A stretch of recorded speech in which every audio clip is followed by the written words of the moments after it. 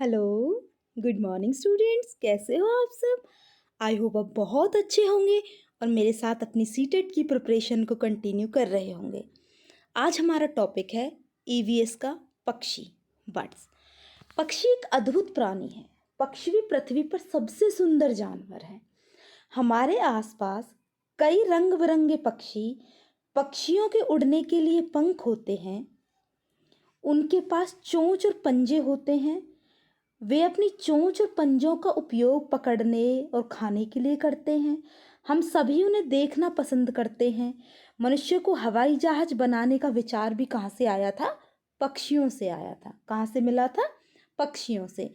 कि किस टाइप का उनका बॉडी होना चाहिए, उनका स्ट्रक्चर, जो एरोप्लेन्स हैं उनका जितने भी ये फ्लाइट के लिए हैं, जितने भी व्हीकल है ना, इनका जो स्ट्रक्चर है वो कैसा होना चाहिए, वो पक्षियों को देखकर ही आया था। समझ आ गया?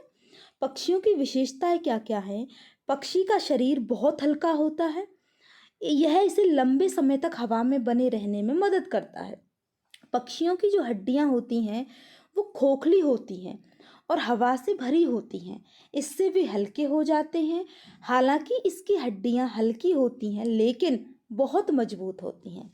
पक्षी का शरीर जो होता है वो नाव के आकार का होता है ना? कैसा होता है? नाव के आकार का। इससे उसे हवा को काटने में मदद मिलती है। पक्षी के जो पंख होते हैं वो दो तरीका के पंख होते हैं। उसके दो तरह के पंख होते हैं। पंख उसकी भुजाओं के समान होते हैं, जैसे उसके हाथ हों। इनके पंख होते हैं जो इसे हवा में उड़ने में मदद करते हैं। पक्षी की जो मांसपेशियां होती हैं वो बहुत मजबूत होती हैं। उन्हीं की वजह से, जो मांसपेशी होती हैं उन्हीं की वजह से उनके पंख ऊपर नीचे होते हैं, आगे या पीछे होते हैं। किनकी वजह से? मांसपेशियों। जो ये मांसपेशियां होती हैं बर्ड्स की, इनको कहते हैं फ्लाइट मांसपेशियां। क्या कहते हैं? फ्लाइट मांसपेशियां। पक्षी की जो पूंछ होती है वो नाव की पतवार की तरह काम करती है। बोट देखिए ना आपने, बोट में जो पतवार यूज करते हैं, जिससे उसकी डायरेक्शन को चेंज करते हैं। यह पक्षी को उड़ान के दौरान अपनी दिशा बदलने में क्या करता है? मदद करता है। क्या? पक्षी की पूंछ जो होती है। ठीक है। जो मानव शरीर के अंगों की तरह भी पक्षियों के शरीर के विभिन्न अंग होते हैं। जैसे मानव में अलग अलग अंग होते हैं, ऐसे ही पक्षियों में भी अलग अलग तरीके के अंग होते हैं। पंख होते हैं उनके, ठीक है, पैर होते हैं, उनके पंजे, है ना, उनकी चोंच होती है। पक्षियों के जो पंख होते हैं वो, पक्षी का जो शरीर जो होता है छोटा होता है और रोएदार पंखों से ढका होता है। उसके शरीर पर पंख होते हैं ना। पंख उन्हें गर्मी और सर्दी से बचाते हैं और उन्हें उड़ने में भी मदद करते हैं। पंख दो प्रकार के होते हैं, एक तो डाउन फीदर्स, नीचे वाले पंख, और एक उड़ने वाले पंख, फ्लाइट फीदर्स। समझ आ गया? एक डाउन फीदर्स और एक फ्लाइट फीदर्स। अब पैर और पंजे की बात करते हैं। पक्षी अपने शिकार को पकड़ने और पेड़ की शाखाओं को पकड़ने के लिए अपने पंजों का प्रयोग करते हैं। वे अपने पंजों का उपयोग अपने दुश्मनों से खुद को बचाने और घूमने फिरने के लिए भी करते हैं। चोंच, पक्षियों की जो चोंच होती है वो किस पर डिपेंड कर, वो पक्षियों की जो चोंच और जो पंजे होते हैं ना, वो इसी चीज पर डिपेंड करते हैं कि वो क्या खाते हैं। ठीक है ना? वो क्या खाते हैं। पंजे मतलब वो उन्हें किस चीज को पकड़ना है, उसको कहाँ रहना है, इस चीज पर डिपेंड करते हैं उनकी चोंच और पंजे। जैसे हम कबूतर की बात करें, कबूतर की जो चोंच होती है वो कर्व्ड होती है। कैसी होती है?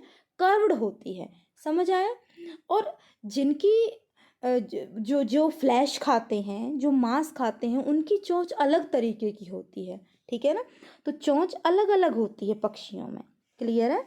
पक्षियों के घर, अधिकांश पक्षी, ज्यादातर पक्षी घर कब बनाते हैं? घर मतलब वो घोंसले, वो नेस्ट कब बनाते हैं? जब वो अंडे देते हैं। ठीक है ना?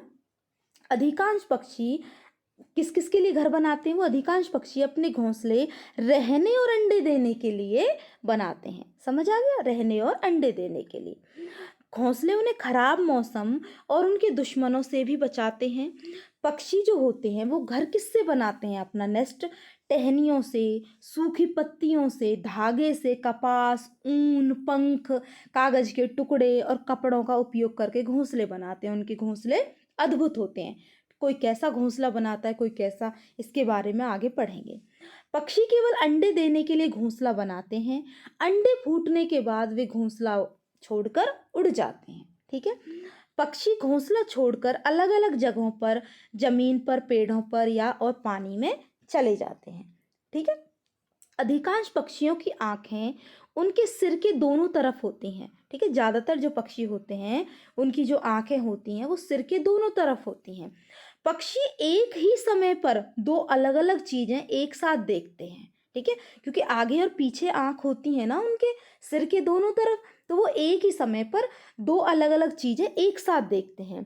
जब वे अलग अलग चीज़ों पर ध्यान केंद्रित करते हैं, यानी एक आंख से अलग चीज़ देख रहे हैं, दूसरी आंख से अलग चीज़ देख रहे हैं, तो उनके देखने का दायरा बढ़ जाता है। समझ आ गया? उनके देखने का जो दायरा होता है वो बढ़ जाता है।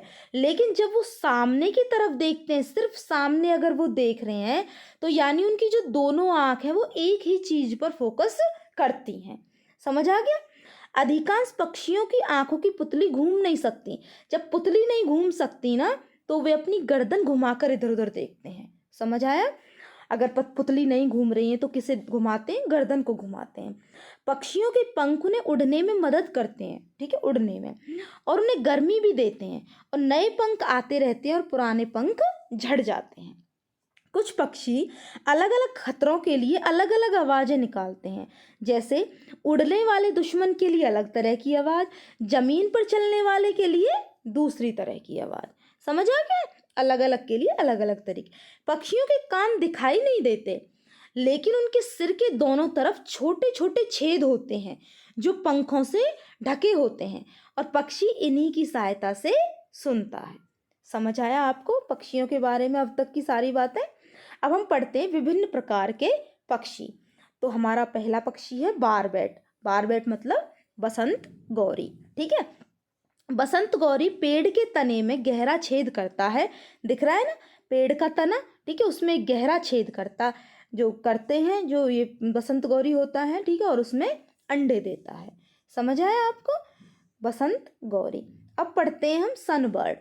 सनबर्ड जो होता है वो लटकता हुआ घोंसला बनाता है। ठीक है, कैसा घोंसला बनाता है? लटकता हुआ, किसी छोटे पेड़ या झाड़ी पर बनाता है।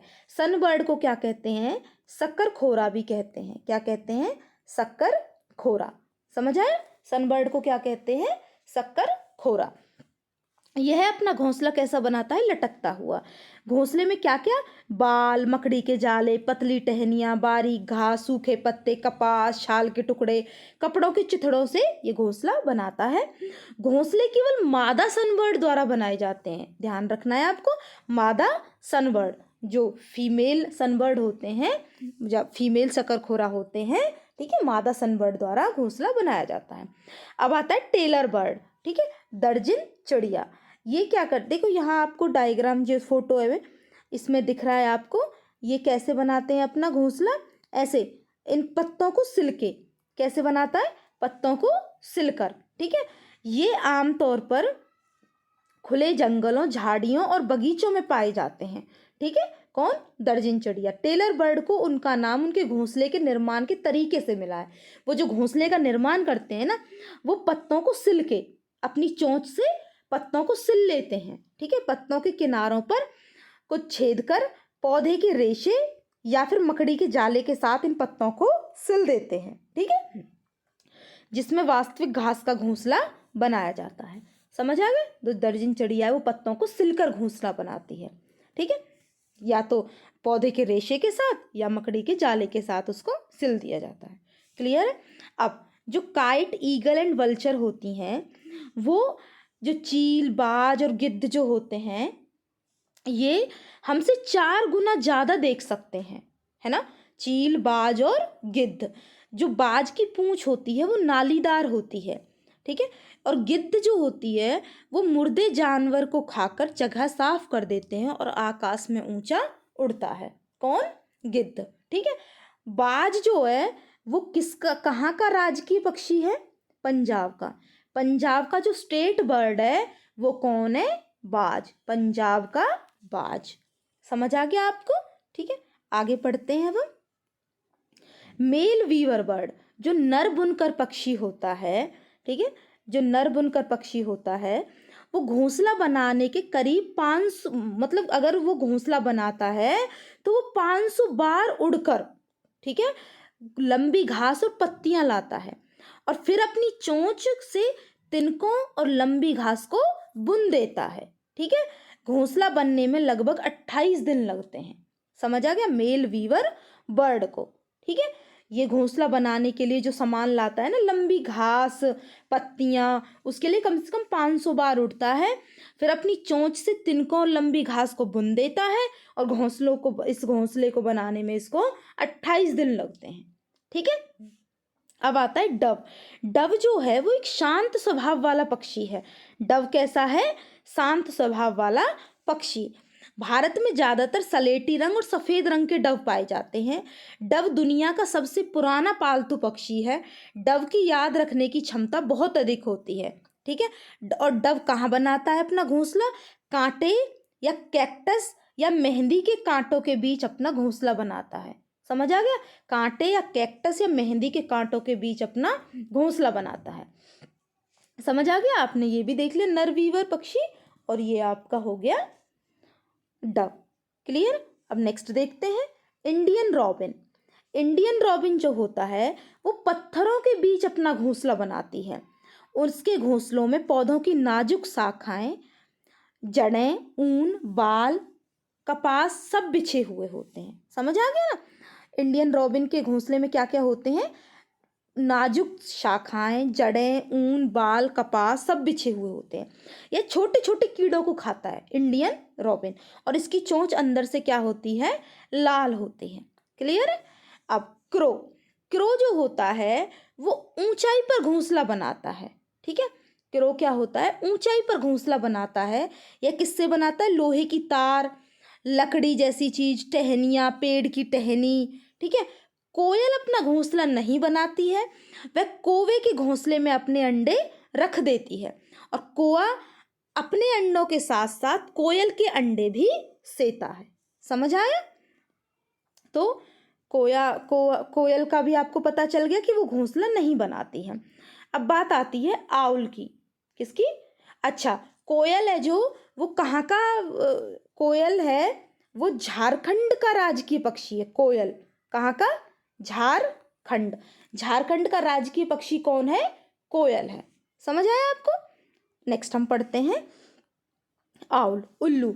उल्लू जो होता है वो अपनी गर्दन पीछे की ओर घुमा सकता है। ठीक है ना, अपनी गर्दन पीछे की ओर घुमा सकता है। उल्लू एक पक्षी है। उल्लू को दिन की अपेक्षा रात में अब स्पष्ट दिखाई देता है। उल्लू रात में जागता है और अपने खाने के लिए शिकार करता है। इसका विशेष भोजन क्या है? चूहे, सांप और मछलियां। चूहे, सांप और उल्लू की आंखें गोल गोल और बड़ी होती हैं। उल्लू अपनी गर्दन की को लगभग 270 डिग्री घुमा सकता है। कितनी? 270 डिग्री तक घुमा सकता है। क्लियर है? अब बात आती है पिजन की। कबूतर एक खूबसूरत और शांत पक्षी है। ठीक है, शांत पक्षी है। ये ज्यादातर इंसानी इलाकों में रहना पसंद करता है। कबूतर कई रंगों में पाए जाते हैं, लेकिन भारत में ज्यादातर सफेद या सलेटी कलर के ही, ग्रे कलर के कबूतर देखे जाते हैं। कबूतर के पंख मजबूत होते हैं, आसमान में ऊंचाई तक उड़ सकते हैं। कबूतर का जीवन काल सामान्यतः 3 से 7 साल तक होता है। वातावरण और इलाके के अनुसार ये अधिकतम 15 साल तक भी जीवित रहते हैं। वैसे तो सामान्यतः इनका जीवन काल 3 से 7 है, लेकिन वो इलाके पर और वातावरण पर डिपेंड करता है। ठीक है, तो ये 15 साल तक भी जीवित रह सकते हैं। कबूतर की उड़ने की सामान्य रफ्तार होती है वो 90 से 160 किलोमीटर पर आवर होती है। ठीक है, 90 से 60 किलोमीटर पर आवर होती है। समझ आया? और इनके जो घोंसले होते हैं वो ज्यादातर पुराने खंडरों में, कहाँ होते हैं? पुराने खंडरों में हो गए। ठीक है ना, इस ऐसी जगह पर इनके वो होते हैं, घोंसले होते हैं। ठीक है ना? अब बात, और हाँ, जो ये कबूतर है वो कहाँ कहाँ का राजकीय पक्षी है? महाराष्ट्र का तो है ग्रीन इंपीरियल कबूतर। कहाँ? महाराष्ट्र का कौन सा कबूतर है? ग्रीन इंपीरियल कबूतर, ग्रीन इंपीरियल कबूतर, ठीक है। और तमिलनाडु का है पन्ना कबूतर, पन्ना कबूतर। समझ आ गया? तो ये दोनों कबूतर आपको ध्यान रखने, तमिलनाडु पन्ना कबूतर और महाराष्ट्र का है ग्रीन इंपीरियल कबूतर, ठीक है। अब बात आती है मैना। मैना जो होती है वो स्थान के आधार पर वर्ष के अधिकांश समय में प्रजनन करते हैं, ठीक है। स्थान के आधार पर अधिकांश समय में क्या करते हैं? प्रजनन, रिप्रोडक्शन करते हैं। किसी पेड़ या दीवार, घोंसला कहाँ बनाती है? किसी पेड़ पर या दीवार के छेद में अपना घोंसला बनाते हैं, ठीक है ना। पेड़ पर या दीवार के छेद में। घोंसले के निर्माण में उपयोग की जाने वाली सामग्री टहनियाँ, जड़ें और कूड़ा कचरा शामिल होता है। छत्तीसगढ़ और मेघालय इन दोनों का राजकीय पक्षी कौन है? छत्तीसगढ़ और मेघालय इन दोनों का राजकीय पक्षी है पहाड़ी मैना। कौन है? पहाड़ी मैना, छत्तीसगढ़ और मेघालय। क्लियर है आपको? अब नेक्स्ट स्पैरो। स्पैरो को हिंदी में क्या कहते हैं? गोरैया। क्या बोलते हैं? गोरैया, ठीक है। यह प्रजाति मुख्य रूप से मानव निर्मित संरचनाओं और बक्सों के छिद्रों और दरारों में घोंसला बनाते हैं, ठीक है ना। मानव निर्मित संरचना जैसे अलमारी हो गई, अलमारी के पीछे ऊपर ऐसे ऊपर बना दिया उसके घोंसला, ठीक है। और किसी बक्स, कोई संदूक है, उसके छिद्र कहीं ऐसा मिल गया या कोई दरार मिल गई, ऐसी जगह पर ये घोंसला बनाते हैं, ठीक है। घरेलू जो गोरैया होती है घोंसले के निर्माण के लिए निम्न विभिन्न प्रकार की सामग्रियों का उपयोग करती है। पंख, घास के पुष्पक्रम, पौधों के डंठल और जड़ें, छाल, धागे, तार और कागज और ऊन के टुकड़े शामिल हैं। बिहार का जो राजकीय पक्षी है वो है घरेलू गौरैया। बिहार का राजकीय पक्षी कौन सा है? घरेलू गौरैया। समझ आ गया आपको? कोई प्रॉब्लम तो नहीं है आपको? जो मैंने सेशन आपको आज कराया है इससे रिलेटेड अगर आपको कोई भी किसी भी चीज़ में कोई दिक्कत आती है तो आप कमेंट बॉक्स में ज़रूर बताएं। लेट्स लर्न इट 0112 चैनल को सब्सक्राइब कर लीजिए और आपको लाइक शेयर जरूर करना है, ठीक है। और आपको कोई भी किसी भी सीटेट में जो मैंने कहा था ईवीएस आपका वो साइड बाय साइड चल ही रहा है, ठीक है। मैथ्स के रिलेटेड और साइंस की मैंने वीडियोस डाल दी हैं, ठीक है। मैथ भी हमारा चल रहा है, तो आप बने रहिए और प्रिपरेशन करते रहिए। आई होप आपको समझ आया होगा। Thank you very much.